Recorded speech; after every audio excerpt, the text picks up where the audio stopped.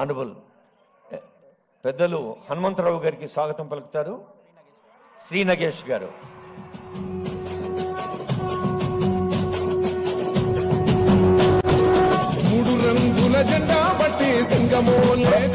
Honourable MLA Malreddy Rangareddy గారికి స్వాగతం.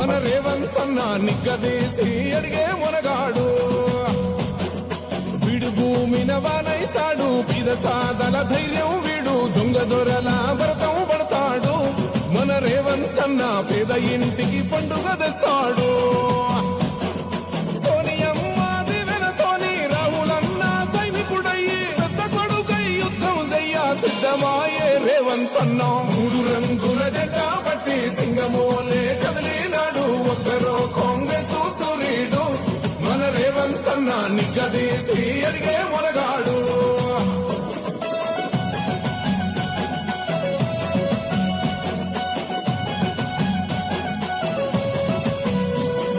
దాడులెన్ని జరిగిన గాని దడువలేదు రేవంతన్న గంతకంతా ఎత్తుకు ఎదిగాడు.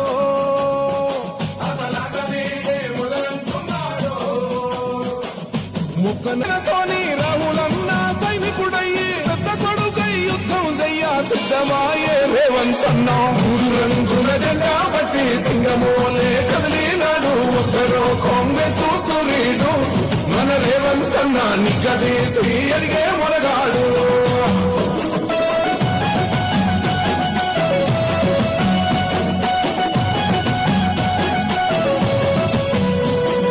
దాడులెన్ని జరిగిన గాని గడవలేదు రేవంతన్న గంతకంతా ఎత్తుకు ఎదిగాడు.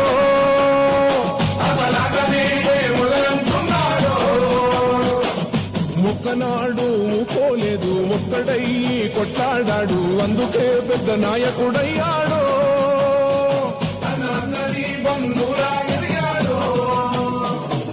అమరవీరుల త్యాగం చూసి అమ్మ సోనియ తలువతోటి వచ్చిన మన తెలంగాణ రక్షణే చేయమంటున్నాడు. 3 రంగుల జెండా పట్టి సింగమోలే కదిలినాడు ఒక్కరో కాంగ్రెస్ సూర్యుడు మన రేవంతన్న నిగ్గదీసి అడిగే మొనగాడు.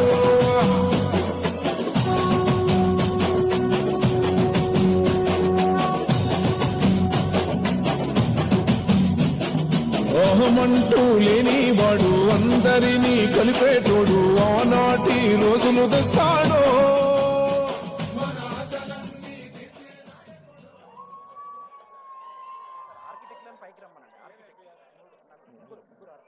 ఆర్కిటెక్ట్స్ ని వేదికపైకి ఆహ్వానిస్తున్నాం. All the young friends, Osmania university అంటేనే ఉద్యమాల అడ్డ, ఉన్నత విద్యలకు గడ్డ, నిత్య చైతన్య పతాక, జాతి గౌరవ గీతిక. ఆగస్టు 25వ తారీఖు ఆనరబుల్ సీఎం గారు వచ్చి మనకు దుందుబి అలాగే భీమా నదులన్నీ ఇక్కడ జ్ఞాన నదులుగా జీవనదులుగా పారుతూ ఉన్నాయి. గంగా, యమున, సరస్వతి, కావేరి, కృష్ణవేణి, మంజీరా, గోదావరి, నవగోదావరి, వాటికి తోడు 2 హాస్టళ్లు మనకు ఆ రోజు విద్యార్థులకు అంకితం చేసిన ఆనరబుల్ సీఎం ఆ రోజు మళ్ళా వస్తా మీతో మాట్లాడుతా అన్నారు. ఇవాళ వచ్చారు. మరి ఈ రోజు ఇంకో ప్రత్యేకత ఏంటంటే యావత్ ప్రపంచం తెలంగాణ వైపు చూసింది. నిన్న మొన్న గ్లోబల్ సమ్మిట్ గ్రాండ్ సక్సెస్ అయింది. ఈ 2 సందర్భాల్లో మనమంతా లేచి నిలబడి ఆనందంగా ఆనరబుల్ సీఎం గారికి స్వాగతం పలుకుదాం. All of us please give a big hand. Global summit జిందాబాద్ అంటూ ఇప్పుడు అందరం లేచి నిలబడదాం. నిన్నటి దాకా జయ జయధ్వానాలు తెలంగాణ రాష్ట్ర వ్యాప్తం, గ్లోబల్ సమ్మిట్ తర్వాత జయధ్వానాలు ప్రపంచ వ్యాప్తం. ఇప్పుడు స్టేట్ సాంగ్ జయ జయ హే తెలంగాణ.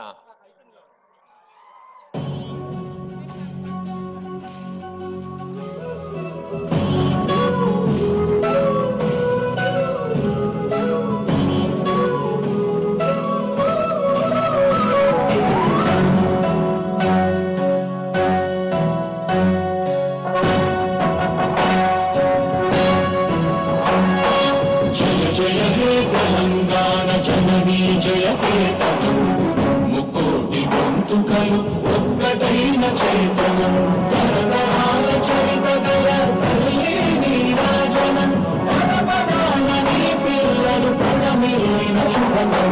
జై తెలంగాణ జై జై తెలంగాణ జై తెలంగాణ జై జై తెలంగాణ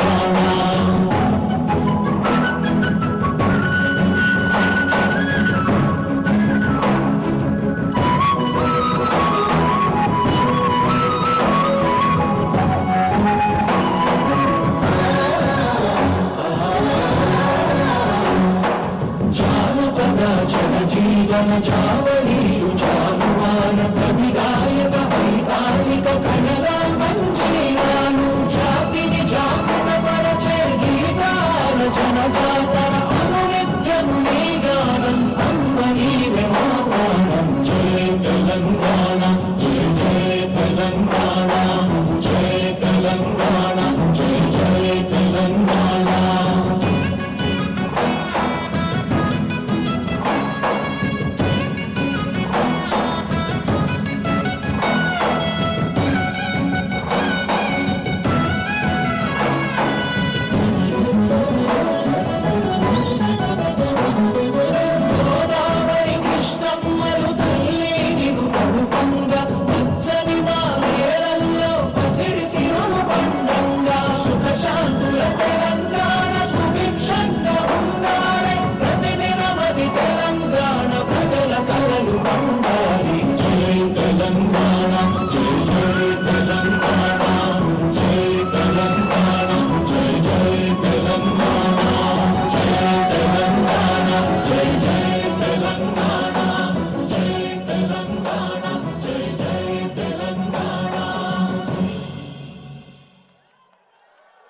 గట్టిగా జై తెలంగాణ. ఎన్ని వేల గొంతులు ఎన్నిసార్లు ఇక్కడ తెలంగాణ జయధ్వానాలు నినదించాయో అందరికీ హృదయపూర్వక శుభాకాంక్షలు మరోమారు తెలియజేస్తూ సదా మందస్మిత వదనం సామాజిక స్పందన సదనం ఆర్ట్స్ కళాశాల ప్రిన్సిపాల్ కాసిం గారి స్వాగత వచనాలు.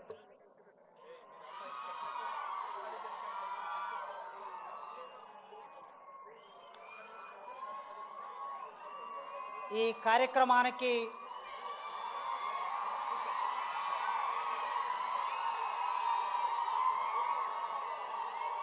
తెలంగాణ రాష్ట్ర ముఖ్యమంత్రి వర్యులు మా నల్లమల్ల ముద్దుబిడ్డ పాలమూరు ముద్దుబిడ్డ రేవంత్ రెడ్డి గారికి ఉస్మానియా విశ్వవిద్యాలయం నిండు హృదయంతో స్వాగతం పలుకుతున్నది. వారితో పాటు మంత్రివర్గ సహచరులున్నారు, వివిధ హోదాల్లో ఉన్న పెద్ద మనుషులున్నారు, ఐఏఎస్ అధికారులున్నారు. అందరికీ పేరు పేరున స్వాగతం పలుకుతున్నాను. ఆర్ట్స్ కళాశాల తెలంగాణ రక్త మాంసాలతో నిర్మాణమైన ఆర్ట్స్ కళాశాల ముందు చరిత్రలో 1965లో ఈ దేశ ప్రధానమంత్రి ఇందిరాగాంధీ గారు ఈ ఆర్ట్స్ కాలేజీ మెట్లనెక్కారు. ఆ తర్వాత మొదటి ముఖ్యమంత్రి ఈ ఆర్ట్స్ కాలేజీ మెట్లెక్కారు రేవంత్ రెడ్డి గారు. చరిత్ర మౌనంగా ఉంటది, చరిత్ర సంభాషిస్తుంది, చరిత్ర ఒక్కొక్కసారి సంవాదం నడుపుతుంది. అలాంటి చరిత్రలో భాగమవుతున్న ముఖ్యమంత్రి వర్యులు ఎప్పుడో 25-30 ఏళ్ల కిందట గీతమ్మను ప్రేమించాడు, పెళ్లి చేసుకున్నాడు. కానీ ఈ మధ్య ఇంకొక అమ్మాయిని ప్రేమించాడు ముఖ్యమంత్రి గారు. విద్య అనే పేరు కలిగిన అమ్మాయిని ప్రేమిస్తున్నాడు. విద్య, వారు ప్రతి ఉపన్యాసంలో విద్య గురించి మాట్లాడుతున్నారు. నిన్న గ్లోబల్ సమ్మిట్ లో కూడా విద్య గురించి మాట్లాడారు. ఆ విద్య అనే అమ్మాయిని ప్రేమిస్తున్నారు. ఆ ప్రేమ వారి గొంతులో ప్రాణం ఉన్నంత వరకు కొనసాగించాలని ఒక టీచర్గా కోరుకుంటున్నాను. మేము ఆగస్టు నెలలో మన విశ్వవిద్యాలయ వైస్ ఛాన్సలర్ గారు కుమార్ గారు నేను కలిసి ఒక అపాయింట్మెంట్ అడిగాం. సాంఘిక సంక్షేమ శాఖ మంత్రివర్యులు అడ్లూరి లక్ష్మణ్ గారి ఆధ్వర్యంలో మేము ముగ్గురం వెళ్ళి సీఎం గారిని, అన్నా ఒక్కసారి ఉస్మానియా విశ్వవిద్యాలయానికి రండి, అక్కడ ఉన్న సమస్యలు చూడండి, ఆ సమస్యలను పరిష్కరించడానికి ఒక ఆలోచన చేయండి, మీరు తలుసుకుంటే విశ్వవిద్యాలయం రూపురేఖలు మారుతాయని మేము ఒక రిక్వెస్ట్ పెట్టగానే ఆయన ఒక్క మాట అన్నాడు, వైస్ ఛాన్సలర్ గారు, మంత్రి గారు, ప్రొఫెసర్ గారు వస్తున్నా, మీరు ఏర్పాట్లు చేసుకోండి అన్నాడు. ఇచ్చిన మాట ప్రకారం మేము సభలు పెడితే మా దగ్గరికి వస్తే మేము వారికి ఓట్లు వేయించేది లేదు, మేము చందాలు ఇచ్చేది లేదు, మేము డబ్బులు ఇచ్చేది లేదు. కానీ ఇచ్చిన మాట ప్రకారం వచ్చారు.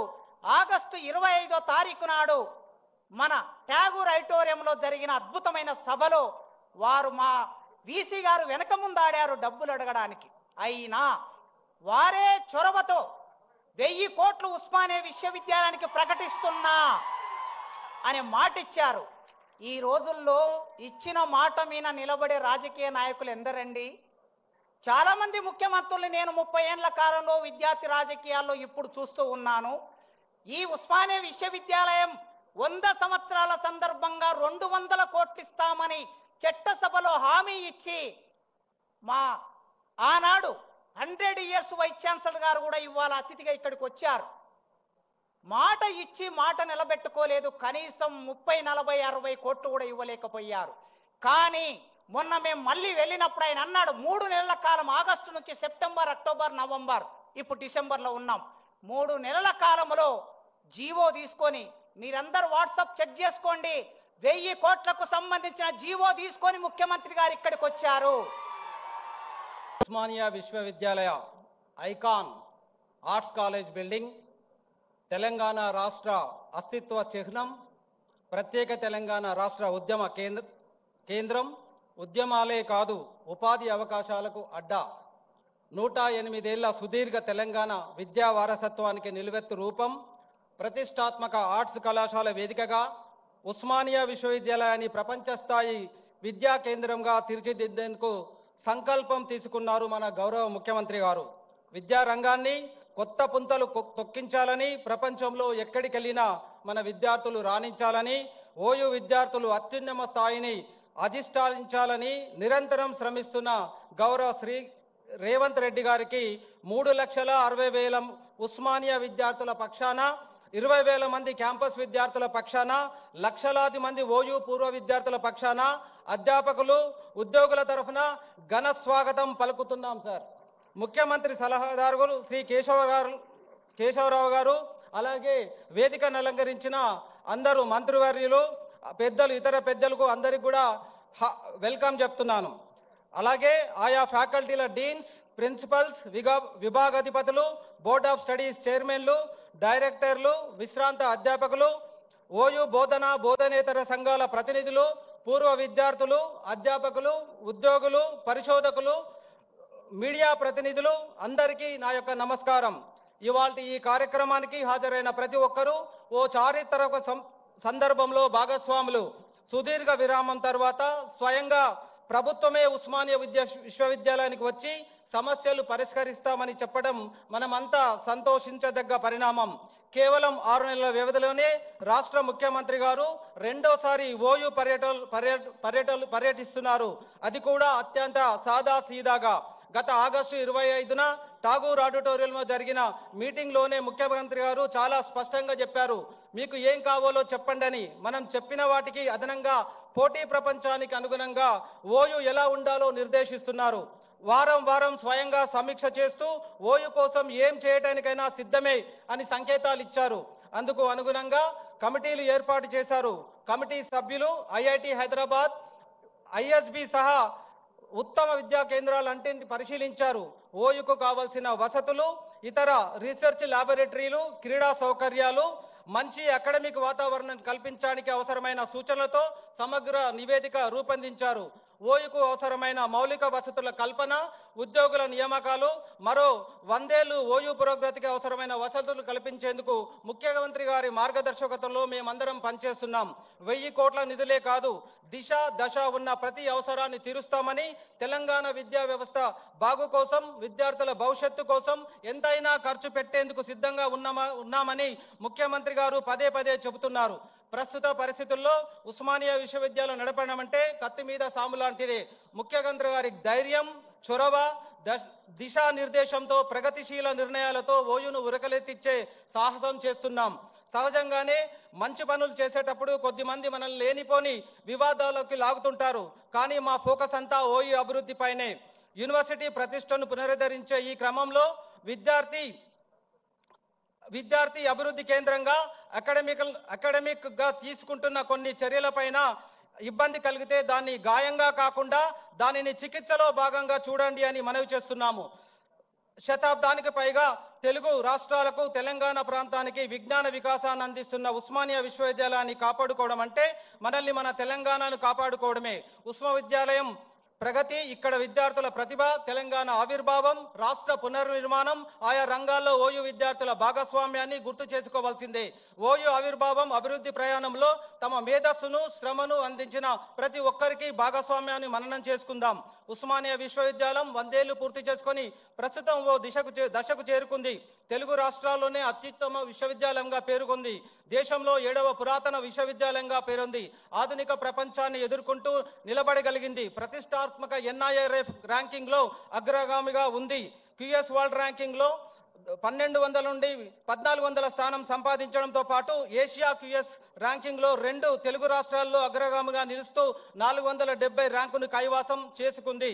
ఆధునిక పోటీ ప్రపంచాన్ని ఎదుర్కొంటూ నిలబడగలిగింది. ఓయూను మరో దశలోకి ఓయూను మళ్లించాల్సిన ఆవశ్యకత మన అందరిపైన ఉన్నది. నైపుణ్యాలను అందిపుచ్చుకొని మార్కెట్కు అనుగుణంగా విద్యార్థులను తీర్చిదిద్దాల్సిన బాధ్యత అధ్యాపకులుగా మనం అందరం తీసుకోవాలి. రాష్ట్రంలో గ్రామీణ పేద బలహీన వర్గాల పిల్లలను ఉన్నత ఉద్యోగాలు సాధించే దిశగా ఆధునిక సాంకేతిక తర్ఫీదు సిద్ధమవ్వాలి. విద్యార్థులను కేవలం విద్యా బోధనకు మాత్రమే పరిమితం చేయకుండా సమాజం పట్ల వారి బాధ్యతను పెంచేలా తీర్చిదిద్దాల్సిన బాధ్యత మనందరిపైన ఉన్నది. ఇప్పటికే గౌరవ ముఖ్యమంత్రి శ్రీ రేవంత్ రెడ్డి గారి చేతుల మీదుగా దుందిబి భీమా హాస్టల్లో 2 నూతన విద్యార్థి వసతి గృహాలను అందుబాటులోకి తెచ్చుకున్నాం. కొత్తగా 2 వసతి గృహాలను ముఖ్యమంత్రి గారు పునాది రాయి వేశారు. వీటి నిర్మాణం కోసం గిరిజన సంక్షేమ శాఖ, సాంఘిక సంక్షేమ శాఖలు 10 కోట్ల చొప్పున మంజూరు చేశాయి. అవి ప్రోగ్రెస్ లో ఉన్నాయి. కేవలం పట్టాలు అందించడమే కాదు, విద్యార్థులకు ఉపాధి అవకాశాలు లభించేలా నైపుణ్యాలు నేర్పాలనే లక్ష్యంతో ముఖ్యమంత్రి గారు పనిచేస్తున్నారు. ఇందుకోసం స్కిల్ యూనివర్సిటీ ఏర్పాటు చేశారు. ఓయూ విద్యార్థులను సైతం సమగ్ర శిక్షణతో విస్తృత ఉద్యోగ ఉపాధి అవకాశాలున్న ముఖ్యమంత్రి ఆకాంక్ష మేరకు అందరం పనిచేస్తున్నాం. ఠాగూర్ ఆడిటోరియంలో గౌరవ ముఖ్యమంత్రి గారు ఉస్మానియా విశ్వవిద్యాలయ పురోగతికి సంపూర్ణ సహకారం అందిస్తానని చెప్పి వెళ్లారు. మాట నిలబెట్టుకుంటూ మళ్లీ 1000 కోట్ల నిధులతో ఓయూను అభివృద్ధి చేసేందుకు నిన్ననే జీవో ఇష్యూ చేశారు. కొన్ని సమస్యలతో ఉస్మానియా యూనివర్సిటీలో విద్యార్థులు, అధ్యాపకులు, ఉద్యోగులు సుదీర్ఘకాలంగా పోరాడుతున్నారు. వాటి పరిష్కారం పట్ల ముఖ్యమంత్రి గారు చాలా సానుకూలంగా ఉన్నారు. అమలు సాధ్యమయ్యే ప్రతి సమస్యను పరిష్కరించేందుకు కృషి చేస్తున్నారు. ఈ సందర్భంగా ప్రత్యక్షంగా పరోక్షంగా ఓయూతో సంబంధం ఉన్న ప్రతి ఒక్కరి పక్షాన ముఖ్యమంత్రి గారికి కృతజ్ఞతలు తెలుపుతున్నాం. జరిగిన అత్యంత ప్రతిష్టాత్మక తెలంగాణ రైజింగ్ 2047 సమ్మిట్ జరిగింది. ప్రపంచ నలుమూలల నుండి లక్షల కోట్ల పెట్టుబడులు వచ్చాయి. హైదరాబాద్ తెలంగాణ అభివృద్ధిలో తెలంగాణ రైజింగ్ సమ్మిట్ ఓ మైలురాయిగా నిలబడుతుంది. ముఖ్యమంత్రి గారి తెలంగాణ అంటే ఫ్యూచర్, తెలంగాణ అంటే నేషనల్ ప్రైడ్, తెలంగాణ అంటే గ్లోబల్. విజ్ఞాన పీఠిక ఉత్సాహంగా ముందుకు సాగదామని పిలుపొందించిన వీసీ గారికి ధన్యవాదాలతో ఇప్పుడు ఆనరబుల్ సీఎం గారి చేతుల మీదుగా మీరందరూ మనమందరం ఎదురు చూస్తున్న 1000 కోట్ల నిధుల జీవో ఇప్పుడు విద్యార్థులకు అంకితం చేస్తారు. ఆనరబుల్ సీఎం ప్రజాంకితం చేసే కార్యక్రమాలు ఎన్నో చేపడుతూ ఉన్నారు. ఆ జీవో, ఆ తర్వాత QR కోడ్, ఆ తర్వాత 45 లక్షల చెక్ ఒకటి north America alumni association, Devasena madam గారు, గణపతి రెడ్డి గారు, గంటా చక్రపాణి గారు, ఈ కమిటీలో ఉన్న మెంబర్స్ ప్రొఫెసర్ వీసీ గారితో పాటు గణపతి రెడ్డి గారు, చక్రపాణి గారు, బషారత్ అలీ గారు, బాబురాజు గారు, సుబ్రహ్మణ్యం గారు, తిరుపతిరావు గారు. QR కోడ్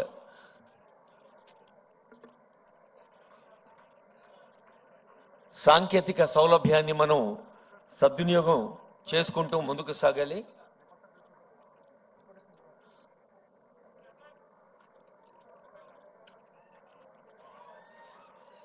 ఉస్మానియా విశ్వవిద్యాలయ అలుమ్ని వారు 45 లక్షల రూపాయల cheque, professor Sujatha, special officer doctor Sairam, Soundarya, Harinath Reddy, Ravi Mayireddy, professor Stevenson.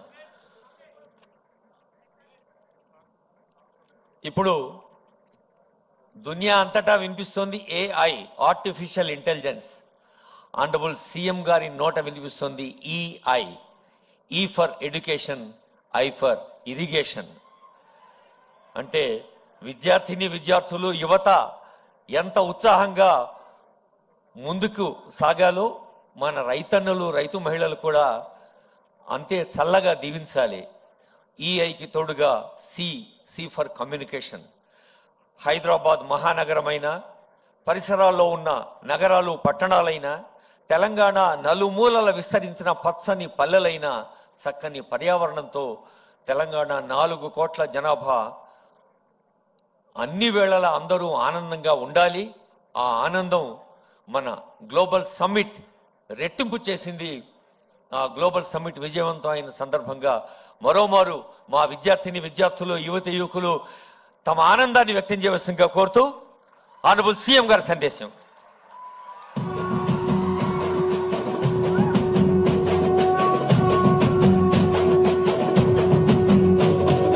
మూడు రంగుల జెండా బట్టి సింగమోలే కదిలినాడు ఒక్కరో కాంగ్రెస్ సూర్యుడు మన రేవంత్ అన్న నిగ్గదీసి అడిగే మొనగాడు.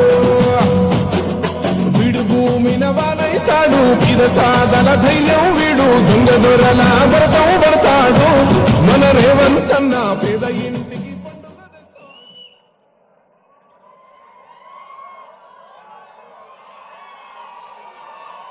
ఉస్మానియా యూనివర్సిటీ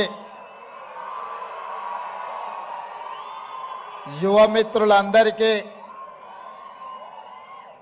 అంతర్జాతీయ మానవత్వ దినోత్సవ శుభాకాంక్షలు.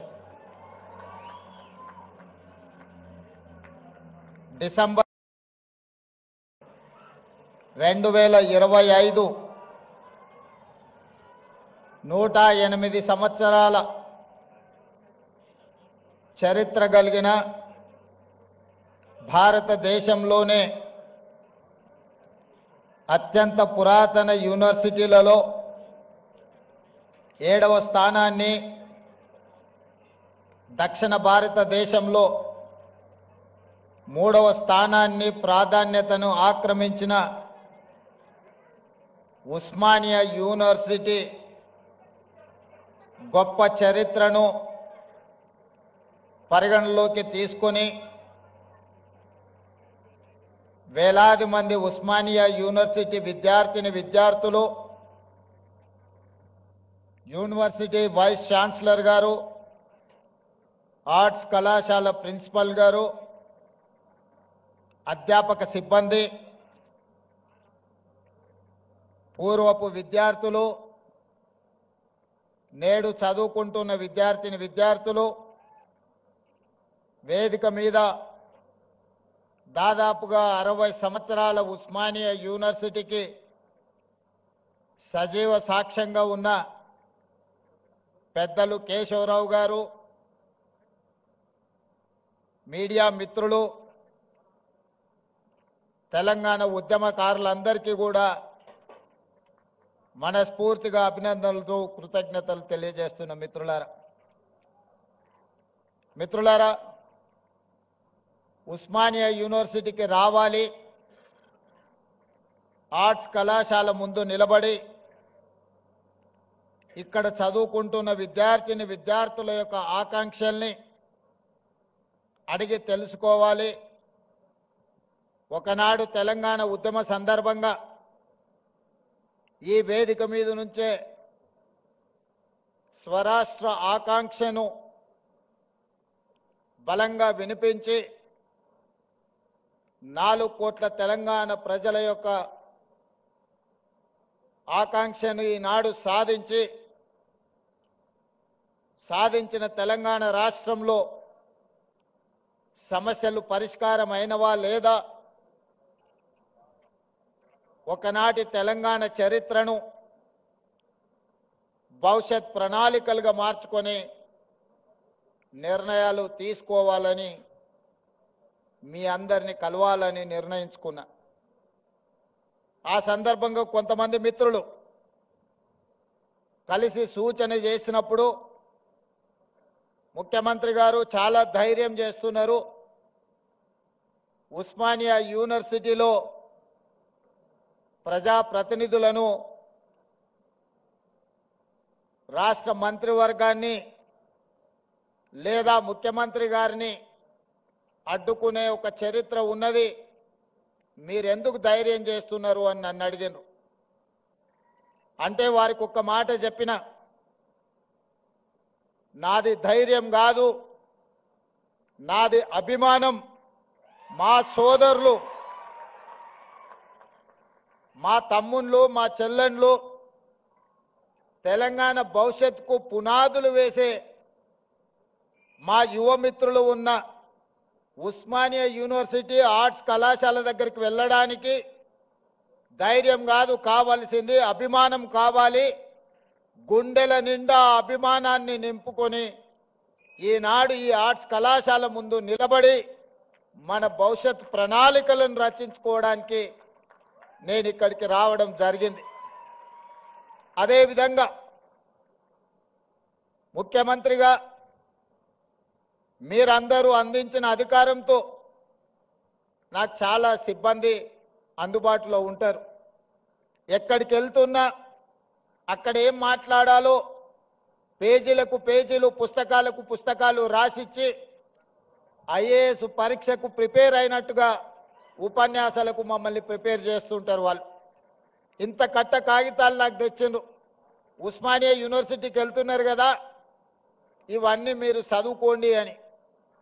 నేను ఒక్క మాట చెప్పిన, చదువుకొని మాట్లాడితే ఉస్మానియా యూనివర్సిటీకి వెళ్ళడం శుద్ధ దండగా. నా మనసులో ఏముందో,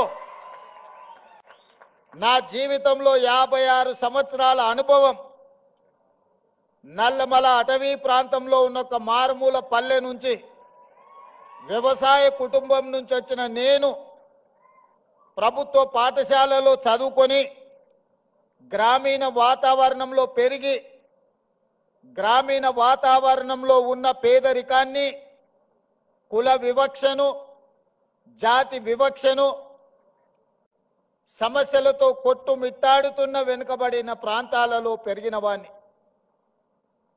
నాకు కొత్తగా మీరు రాసిచ్చి, నాకు చదువుపిచ్చి, చదువు నేర్పించి మా తమ్ముళ్ళ మా చెల్లెళ్ళ ముందల మాట్లాడించడానికి ప్రయత్నం చెయ్యకండి. నాకు ఏమనిపించిందో, నా కళ్ళతో ఏమి చూశానో, నాకు ఈనాడు అవకాశం వస్తే ఏమి పరిష్కరించాలనుకుంటున్నానో వాటినే నేను మాట్లాడతాను. వాటి నుంచి విద్యార్థుల సూచనలు తీసుకొని తెలంగాణ మేధావుల యొక్క అనుభవాలను రంగరించి ఈ విశ్వవిద్యాలయాన్ని అంతర్జాతీయ ప్రమాణాలతో తీర్చిదిద్దాలని ఈనాడు ఒక మంచి సంకల్పంతోని, ఆలోచనతోని నేను ఇక్కడికి రావడం జరిగింది. మిత్రులారా, ఈ ప్రాంతానికి నేను నిన్న చెప్పిన, ఇవాళ కూడా నేను చెప్పదలుచుకున్నా. గ్లోబల్ సమ్మిట్ వేదిక మీద ప్రపంచ స్థాయి ప్రముఖులు అందరూ హాజరైన వేదిక మీద నుంచి నేను ఒక అంశాన్ని ప్రస్తావించిన. ఈ దేశంలో తెలంగాణ ప్రాంతానికి, ఈ భూమికి, ఈ గాలికి, నీరుకి ఒక చైతన్యం, ఒక పౌరుషం ఉన్నది. ఈ చైతన్యం, ఈ పౌరుషానికి చదువుతో సంబంధం లేదు. ఎవడైతే మన మీద ఆధిపత్యం చెలాయించాలనుకుంటాడో, మనల్ని అదిమిపెట్టి మన మీద తన ఆధిపత్యాన్ని నిరూపించాలని అనుకుంటాడో అప్పుడు పోరాటం పుట్టుకొస్తుంది తెలంగాణ గడ్డ మీద నుంచి అని నేను చెప్పా. ఆనాడు దండకారణ్యంలో పుట్టిన కొమరం భీముడు పీజీలు, పిహెచ్డీలు చదవలేదు. సామాన్యుల గుండె చప్పుడుని అర్థం చేసుకున్నాడు. కొమరం భీముడు ఆనాడు జల్ జమీన్ జంగల్ అనే ఒక నినాదాన్ని ఆనాటి పాలకుల మీద, ఆధిపత్యం చెలాయించిన వాళ్ళ మీద ఉద్యమాన్ని ఊపిరిగా తీసుకొని, పోరాటాన్ని పునాదిగా వేసుకొని మర పిరంగులై పేలితే ఆనాటి పాలకులకు గజగజలాడిన. అటవీ ప్రాంతంలో పుట్టిన అడవి బిడ్డ ఆదివాసి బిడ్డ ఆధిపత్యాన్ని సహించలేదు అంటే ఈ నేలకున్న చరిత్ర ఎలాంటిదో నేను అంతర్జాతీయ ప్రముఖులకు చెప్పదలుచుకున్నా. ఆ తర్వాత నిజాములు రజాకర్లు ఈ ప్రాంతం మీద ఆధిపత్యం చెలాయించడమే కాకుండా వారి రాచరికాన్ని నిలుపుకోవడానికి రాక్షస కృత్యాలకు పాల్పడుతూ ఈ తెలంగాణ ప్రజల మీద దాష్టికాన్ని ప్రదర్శించారు. ఆనాడు చదువుతో సంబంధం లేని దొరల గడీలలో వాళ్ళ పాదాల కిందతో నలిగిపోతున్న సందర్భంగా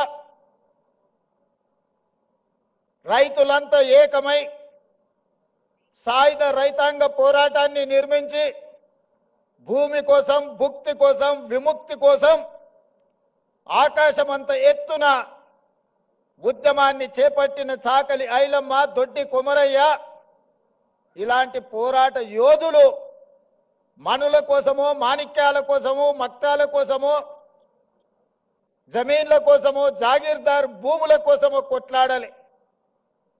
వాళ్ళ మీద ఆధిపత్యం చెలాయిస్తున్న దొరల గడీల మీద పిరంగులై పేలి గడీలను నేలమట్టం చేసి మనకు ఒక స్వతంత్రాన్ని సిద్ధింపజేసిండ్రు.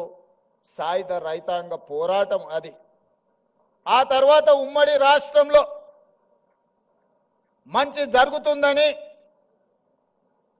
సామాజిక సమస్యలు పరిష్కారం అవుతాయని, తద్వారా మన జీవన ప్రమాణాలు పెరుగుతాయని 6 దశాబ్దాలు ఎదురు చూసినాం. ఆశించిన ఆకాంక్షలు, మన ఆలోచనలు నీరు గారిపోవడంతో ఇక పోరాటమే ఊపిరిగా, ఈ పోరాటం ద్వారా అయినా మన సమస్యలు శాశ్వతంగా పరిష్కారం కావాలి, ఇక దానికోసం నడుము బిగించాలని ఉస్మానియా కాకతీయ యూనివర్సిటీల విద్యార్థులు నడుము బిగించారు. మొదటి దశ తెలంగాణ ఉద్యమం కావచ్చు, మలి దశ తెలంగాణ ఉద్యమం కావచ్చు. మొట్టమొదట దండకారణ్యంలో ఒక విప్లవం పుట్టే, రెండవసారి నల్గొండ లాంటి జిల్లాలలో, గ్రామాలలో భూమి కోసం, భుక్తి కోసం, విముక్తి కోసం పోరాటాలు పుట్టినాయి. మూడవసారి ఈ ప్రజల గుండె చప్పుడు తెలంగాణకు గుండెకాయ లాంటి ఉస్మానియా యూనివర్సిటీ వేదిక మీద నుంచి ఇక్కడి విద్యార్థులే పోరాటానికి నడుము బిగించి మొదటి దశ తెలంగాణ ఉద్యమాన్ని ముందుకు నడిపించారు.